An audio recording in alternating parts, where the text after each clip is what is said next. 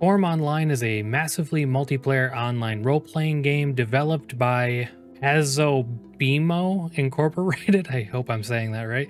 I am almost assuredly not saying that correctly. And was released on Steam December 20th, 2021, though the original game was released on mobile on May 14th of 2015. My initial thoughts going into this, first impressions, were somewhere along the lines of expecting a typical MMO mobile experience. And that experience would basically include an intense over-monetization of the game with something like a cash shop, controls that are obviously not native to the PC, and for the game to basically play itself. And even while I was installing the game, I remember thinking to myself, is it even possible for a cell phone MMORPG from 7 years ago to provide any amount of entertainment? Or was this just going to be a huge waste of time on my part and I'd have to find a different game to make an impression of? And I really was leaning hard that that was probably going to be the case. Ultimately, my findings were both surprising and completely outside of anything I would have expected or anticipated. With all that said, in this first impression, we're first going to look at some gameplay, and then I'm going to break down basically how I feel, positives and negative thoughts about the game from my first impression of it. Does that mean like an uppercase H will take us to 11? It's still 10.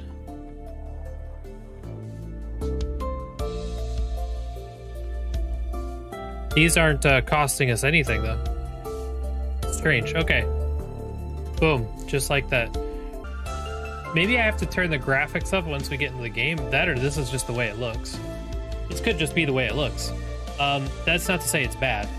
All right, skin tone. We have all these different words that I don't understand. I'm about as white bread gets. I'm a very milky man. Doesn't look sad, it looks lazy. Mindless? What is that? Bangs. Wait, what is this? Tails? What does he mean tails? Oh, ponytails. Oh, I see. He's looking down here at his booty. Low pony long. That's interesting. And then oh, I see. Okay. So the back of the hair and the front of the hair are independent, and ponytails are independent. That's really interesting. I don't think I've ever seen anything like that before. Black hair is fine. You can look at the colors though. 52 colors to choose from. Ooh, big decision. Sword. Attack increases by strength. You can equip a shield with a one-handed sword. Obviously, I'm gonna go with staff.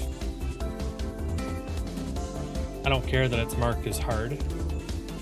The game will start with this character. This is our dude. This is LordGlarp. I actually really like him. I like the art style too.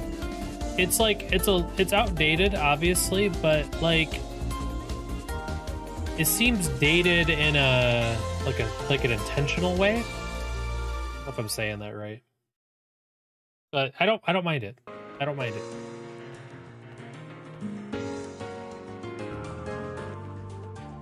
Little fuzzy, you know, forest spirits carrying big backpacks of shit. I don't know what it is about it. Okay, it's time for some combat. I know you'll do well. Fight the nearby monster, colon. Use skill 1.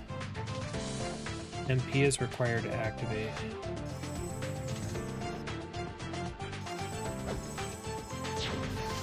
Nice.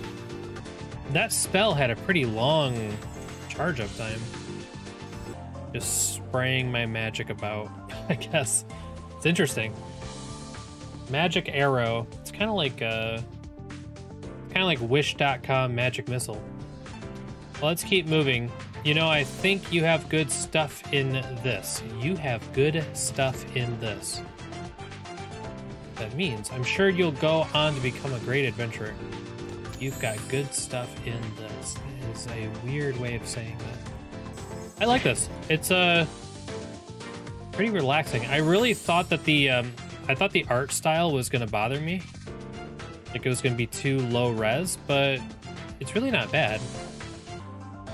I kind of like that it looks like a classic game, but the controls are very fluid. I really, really like a classic looking game with fluid controls. Oh, he's not that big. They made him look fucking huge. I was worried about it. Yeah, he's not that big.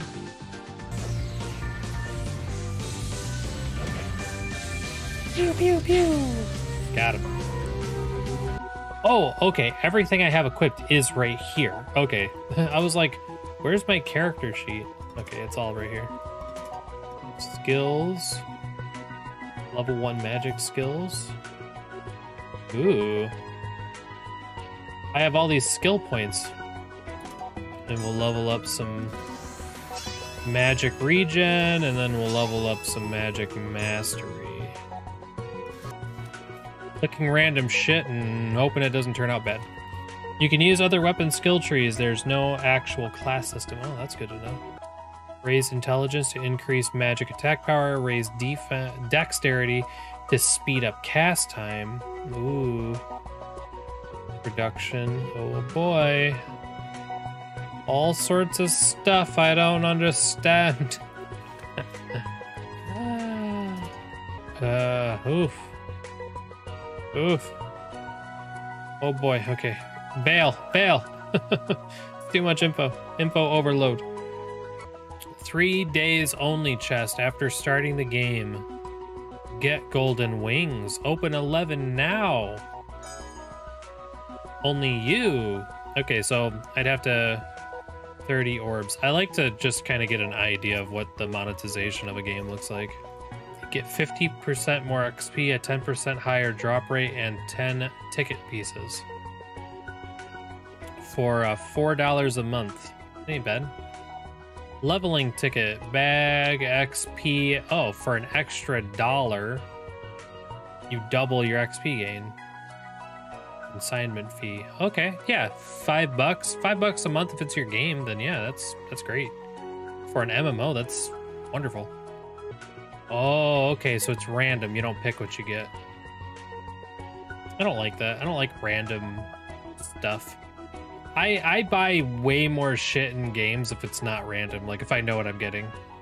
Okay, the store doesn't look too bad. Not too bad at all. Not too shabby. I mean, I don't hate it. I definitely don't hate it. It's just a little wild. Okay. To actually play the game a little bit here.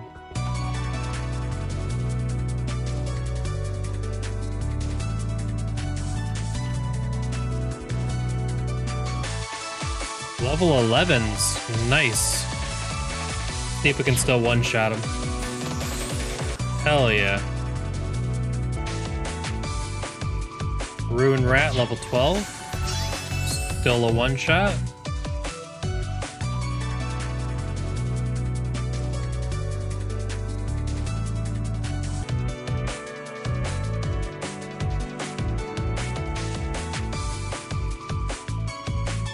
It's kind of weird, the lack of sound effects.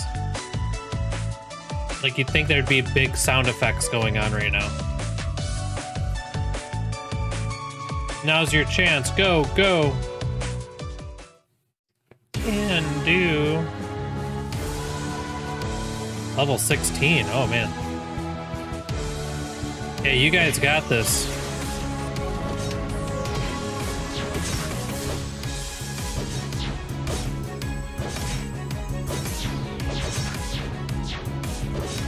Okay, I actually think my wind arrows are probably better for the fight. Let's go. Dead. Toram Online is actually a quite fun mobile game, and though it's not a game that I would continue playing long term, I'm really glad I gave it a try, even though I was playing on Steam and not on my phone. I was pleasantly surprised to find out that the version that I'm playing on Steam is the exact same version that's still being played on the phone. The cash shop was super confusing to navigate like most of the UI, but the monetization of the game was not over the top unlike other ISO MMORPG titles, and I couldn't find any traces of a pay-to-win model or play-to-win scheme that would be considered by today's MMO standards to be egregious in any way. The character customization was pretty fucking awesome for a 7-year-old game. Even though I understand that it's kind of a silly point, I have never seen so many options for making a hairstyle for a character in an MMORPG. The hair customization was so ridiculously in-depth. The story was actually pretty interesting and the cutscenes were engaging enough to keep me interested. Of course, I have a problem that if a game's cutscenes are not fully voice acted, I lose patience and I start just kind of skipping through these walls of text. The crafting system was quite confusing and I don't feel that the game adequately sets you up for success in the form of tutorials and explainers. I really had to lean hard on the players I found in the community to explain certain systems to me, as there is also very little wiki information on the game as well. The game's graphics are actually refreshing on a PS2 nostalgic level. Something about the graphics work really well for the game, and I would not encourage the graphics to be changed as far as stylization goes. The game could definitely use a visual update, but not to the extent that I would change the feel of the game. The community in Toram Online is astounding. It has been a long time since I've had someone randomly walk up to me in an MMO and just talk to me like we're two people meeting for the first time at a coffee shop. They seem genuinely excited for you to be there and are super helpful. I even met someone who followed me for 4 hours while I did beginner quests for the main storyline. He basically nerfed himself down to my level so we could just hang out together. And you know what else he did? He subscribed to my channel here on YouTube. Now whenever this channel gets a new upload, he'll be notified immediately. What a great and smart guy he is for doing that. If you're someone who likes MMORPGs more so for their social aspects and for collecting things like cosmetics, I think you really should give Toram Online a chance. Even if it's just playing the game on a bus or a train on your phone, it's just a good game. It's solid and it holds up.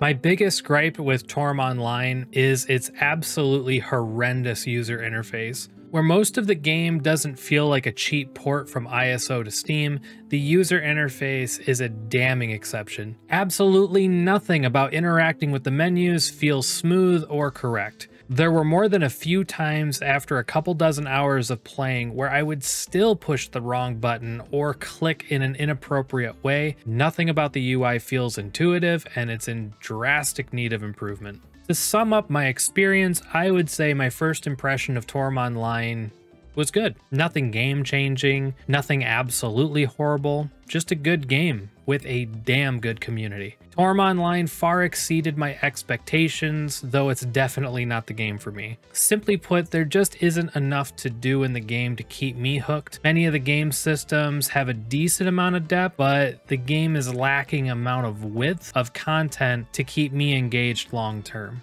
Myself as a gamer, I cannot thrive on community alone. But what do you think? Is Toram Online your favorite MMORPG? Does an MMO need to have top-of-the-line graphics to keep you hooked? Whatever your opinions are, I'd love to hear from you in the comments below.